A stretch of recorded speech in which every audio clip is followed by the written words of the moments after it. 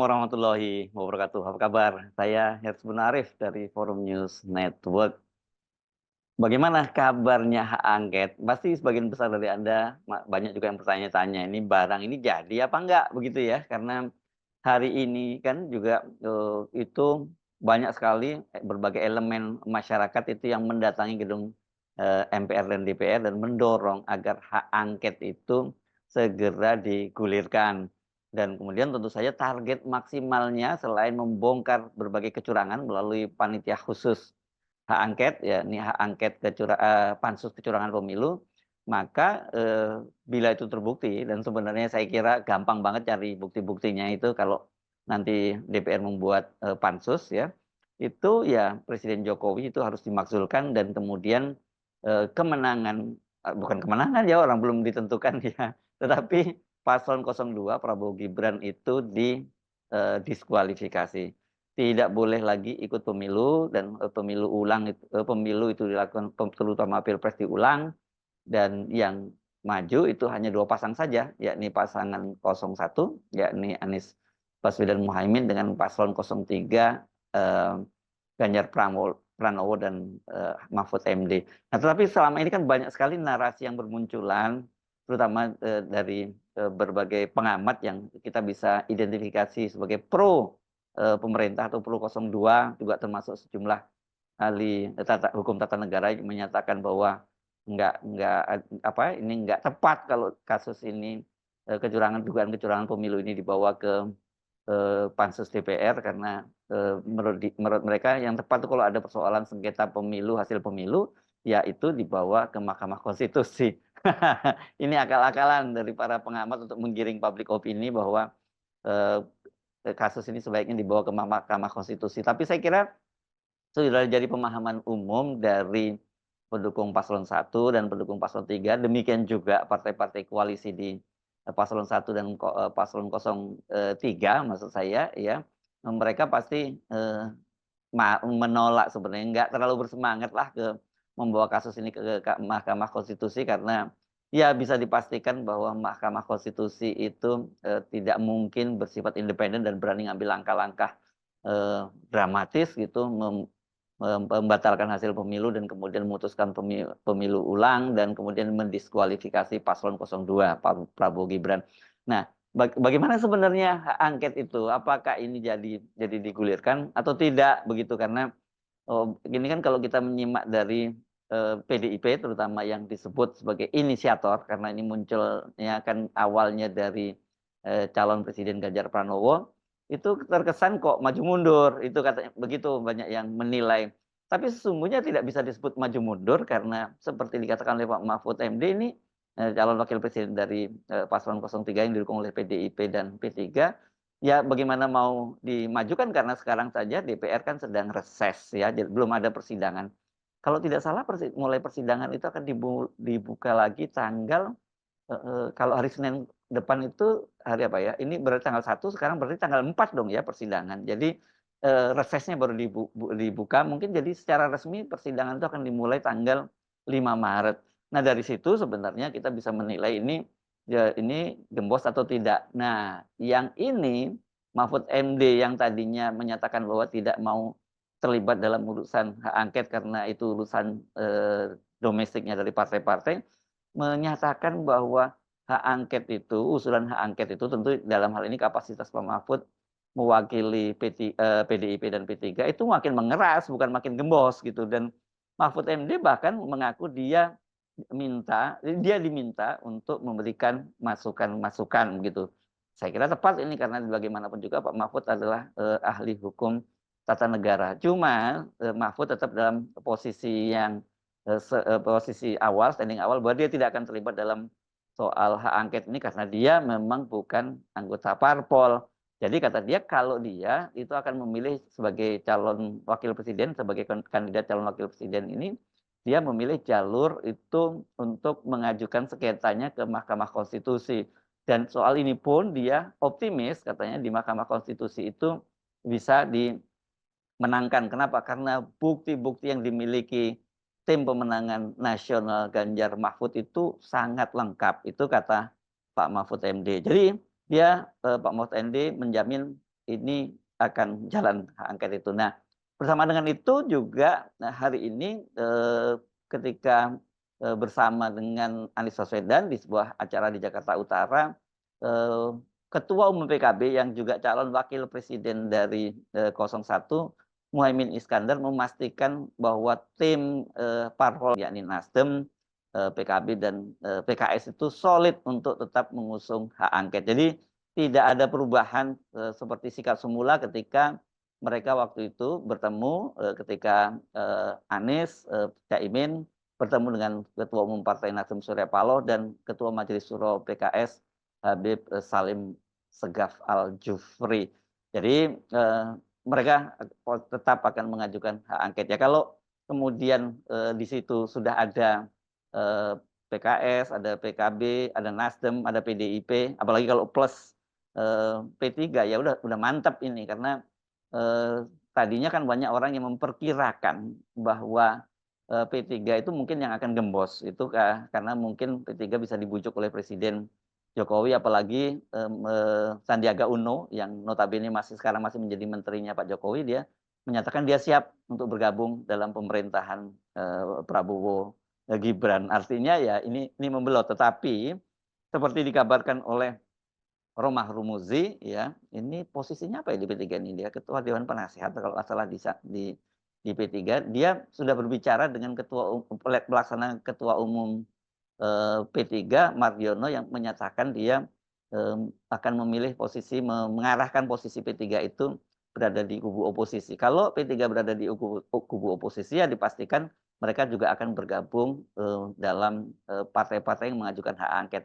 Tetapi kalau toh misalnya P3 juga tidak bergabung, posisi dari, eee, partai-partai pengusung hak angket ini cukup cukup kuat ya karena dengan posisi dari bergabungnya PDIP dengan, Nasdem, PKS, dan, PKB saja itu mereka suaranya juga sudah lebih 50%. Tapi sekali lagi kalau P3 yang juga bergabung di situ ya makin mantap, karena yang banyak dicurigai bakal gembos itu adalah, eee, anggota legislatif, anggota DPR dari kubu oposisi sekarang yang, kemungkinan besar mereka tidak akan, terpilih lagi atau mereka tidak maju lagi pada, pileg kali ini begitu ya.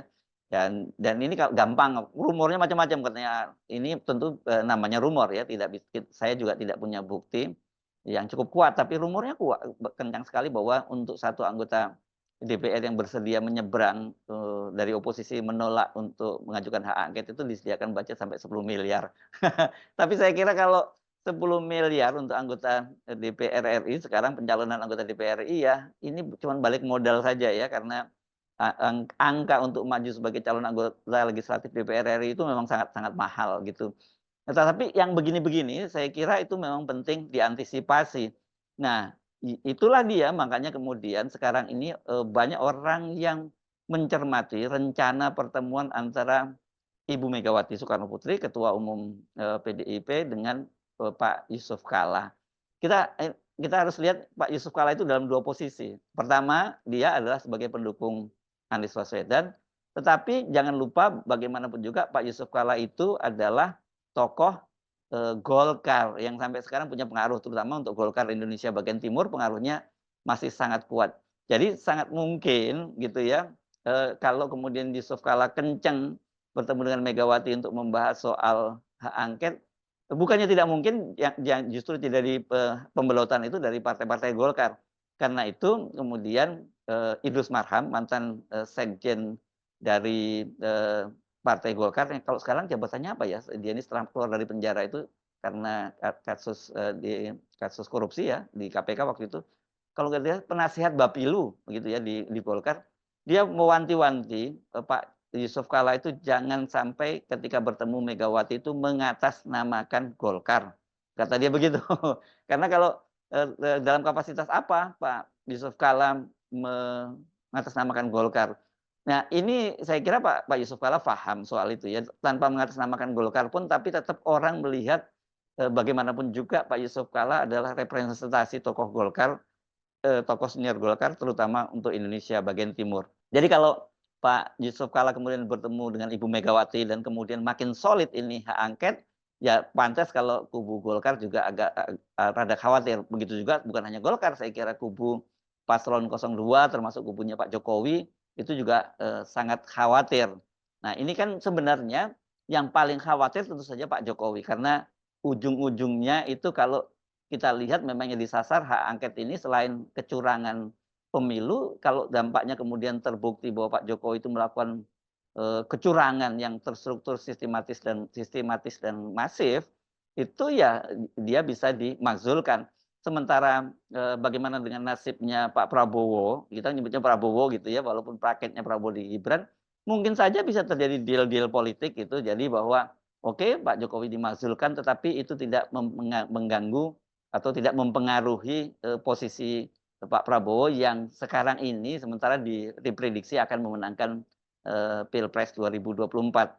Bagi Pak Prabowo kalau itu ada deal semacam itu tentu sangat menguntungkan. Pak Jokowi dimakzulkan, sementara kemudian dia, kemenangannya tidak diutak-utik, itu kan buat Prabowo juga sangat bagus. Kenapa? Karena dengan Jokowi dimakzulkan, ini tentu saja posisi Gibran akan menjadi sangat lemah dan itu membuat Pak, Prabowo itu menjadi lebih leluasa, untuk mengelola pemerintahannya. Karena sangat, terkesan kuat sekali Pak Jokowi itu sekarang masih terus akan cawe-cawe ya. Misalnya, ya tentu misalnya sekarang ini kan muncul rumor bahwa dia ingin mengambil alih Golkar dan memang bukan Pak Jokowinya langsung yang menjadi ketua umum, tapi mungkin orang lain atau tokoh Golkar yang ada tapi yang proksinya Pak Jokowi. Nah, kalau itu terjadi dan sekarang ini suara Golkar itu cukup tinggi, hanya di bawah PDIP, dan dikhawatirkan ini kalau dari sebaran suara kendati suara Golkar itu secara nasional lebih rendah dari PDIP, tapi jumlah kursinya kemungkinan Golkar bisa lebih banyak dari PDIP dan kalau itu terjadi berarti Golkar, akan mendapatkan posisi sebagai ketua DPR. Bayangkan kalau nantinya suaranya lebih, jumlah suara lebih banyak, kursi lebih banyak, dia punya posisi sebagai ketua DPR Golkar, ditambah lagi Gibran misalnya nanti di apa, jaket kuning kan, wah ini kan Golkar yang akan menang banyak gitu dan Pak Jokowi juga bisa posisinya makin kuat dan dia pasti akan, dalam tanda petik bukan lagi cawe-cawe tapi merecoki pemerintahannya Pak Prabowo. Pak Prabowo itu bisa di apa ya, di cornering begitu, dia betul presiden tapi sesungguhnya yang tetap berkuasa adalah Pak Jokowi. Itu kan yang terjadi. Jadi ini, soal pertarungan jadi tidaknya hak angket itu, ini sangat menarik. Nah, kembali ke soal pertemuan Pak Yusuf Kalla dengan Ibu Megawati, Anies Baswedan hari ini ketika ditanya oleh wartawan, dia menyatakan bahwa itu sebenarnya pertemuan yang sudah dirancang cukup lama, gitu. Cukup lama itu artinya bukan bukan jauh sebelumnya, tapi saya kira dalam konteks, Pilpres ini dengan begitu ya berarti akan segera terjadi pertemuan antara Pak JK dengan Ibu Megawati. Sementara Pak JK sendiri menyatakan bahwa ya ini masih diatur waktunya katanya begitu, Pak Yusuf Kalla. Dan, ini, tapi soal kepastian pertemuan antara Ibu Megawati dengan Pak Yusuf Kalla itu datang dari politisi Nasdem Adian Apitupulu. Ketika ditanya wartawan dia menegaskan, "Oh, itu pasti akan terjadi." Nah, kalau ini kan orang melihat bahwa Pak Yusuf Kalla ini jadi semacam jembatan begitu ya, jembatan antara, paslon 01 dan paslon 003, juga jembatan antara Ibu Megawati dengan Surya Paloh. Jadi coba kita perhatikan nanti kalau kemudian terjadi pertemuan antara Ibu Megawati dengan Pak Yusuf Kalla dan kemudian tidak lama kemudian Surya Paloh bertemu dengan Ibu Megawati, ya ini komposisi, antara penggabungan gitu ya di penggabungan untuk kepentingan taktis dalam soal hak angket di DPR ini akan semakin kuat. Jadi saya kira dalam konteks itu makanya kemudian kalau muncul semacam publik opini seolah-olah bahwa hak angket itu gembos gitu, yang kemudian tadi ditegaskan oleh Pak Mahfud MD bukannya gembos malah makin mengeras, ya, saya kira nanti, keras atau gembosnya itu bisa kita lihat dari pertemuan antara Ibu Megawati dengan Pak Yusuf Kalla. Tetapi saya kira tanpa pertemuan Ibu Megawati dan Pak Yusuf Kalla pun sekarang ini kalau kita lihat, ya, hak angket itu sudah pasti bakal bergulir ya karena tadi, dari paslon 01 udah jelas, seperti dikatakan oleh Pak Surya Paloh dan kembali ditegaskan oleh Muhaimin Iskandar mereka solid. Kemudian dari PDIP juga sejumlah politisi yang menyatakan mereka juga tetap akan mengajukan hak angket dan juga seperti dikatakan oleh Pak Mahfud, ini penting dicatat loh, Pak Mahfud ini kan sebelumnya terkesan dia tidak mau cawe-cawe urusan hak angket, tapi sekarang dia sudah bicara soal hak angket. Jadi, kita bisa pastikan bahwa hak angket itu, bakal bergulir. Cuma sampai sampai, di mana ini tahapan hak angket itu, karena muncul statement misalnya dari PDIP, kalau tidak salah Todung Mulya Lubis ya, deputi hukumnya TPN Ganjar Mahfud menyatakan bahwa ini, hak angket itu tidak diikuti dengan pemakzulan Pak Jokowi. Ini kan, saya kira kata-kata yang cukup bersayap. Bisa saja ini untuk semacam strategi agar Pak Jokowi jangan terlampau resisten gitu terhadap hak angket gitu, karena dia sudah mendapat jaminan bahwa dia tidak akan dimakzulkan. Tetapi kalau kemudian ternyata hak angket itu berjalan, kemudian pansusnya dibentuk dan, pansus ini memanggil mereka-mereka yang berkaitan dengan pelaksanaan pilpres termasuk juga Presiden Jokowi dan kemudian fakta-faktanya menemukan ketika dan kemudian ternyata ditemukan banyak fakta-faktanya sangat kuat tentang, kecurangan yang diinisiasi oleh penguasa dalam hal ini Presiden, Jokowi, ya saya kira tidak ada, tawar-menawar lain lagi kecuali bahwa Presiden Jokowi dimakzulkan. Jadi saya kira itu ya, konteksnya mengapa kemudian muncul berbagai rumor bahwa, hak angket itu gembos. Sekali lagi kita menunggu sampai masa persidangan, dibuka di DPR karena sekarang ini sedang reses. Saya Hersbun Arif dari Forum News Network, sampai jumpa lagi. Wassalamualaikum warahmatullahi wabarakatuh.